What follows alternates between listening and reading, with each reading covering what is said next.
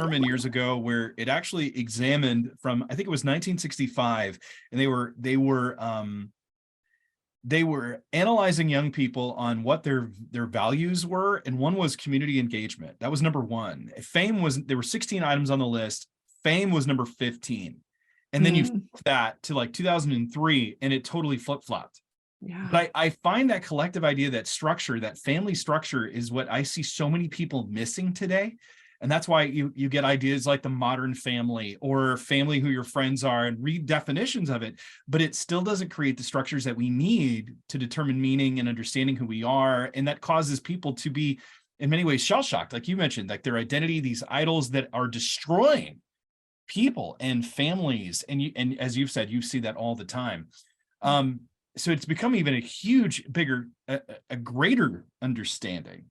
How do we then recapture this idea, I don't want to say of collective, but this idea of a responsibility that goes beyond individualism, and it brings it back into the I don't want to say just the family, but the body of Christ? Like, how do we as Christians rediscover and embrace the structures that are necessary for the protection of the marginalized, to ensure women being women and having that dignity, and protected at the same time, which we know, of course, the recent scandals hasn't always been the case.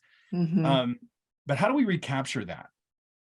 Yeah, my first book prior to Cultural Counterfeits is called Enough About Me, and it examines just the idol of self, and that we live in the age of self. And so I have a lot of sociological data there that bears out the reality that this self-creation, self-reliance, do it yourself, be yourself, decide who you are going to be yourself, that just idol of the autonomous individual, I think that it is not serving us well. I mean, the data bears this out. Mental health is alarmingly terrible.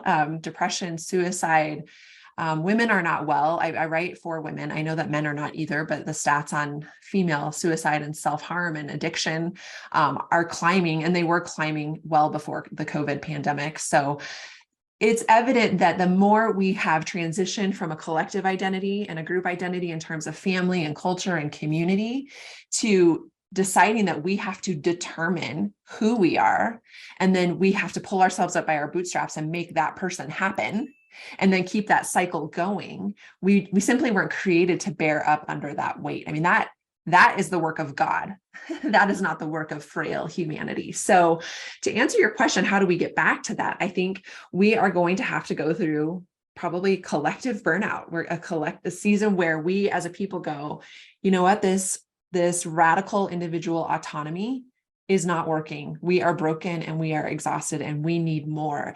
And so my exhortation in Cultural Counterfeits to the church is be ready, be a porch light in a dark night, be a place of welcome where people are drawn and attractive to the warmth and the care and just the hug that is available literally and figuratively in your congregation, and be ready. So I think, Christians should not pull away from community involvement, but they should press into it and be ready. And I think it's coming. I really do. I think it's coming.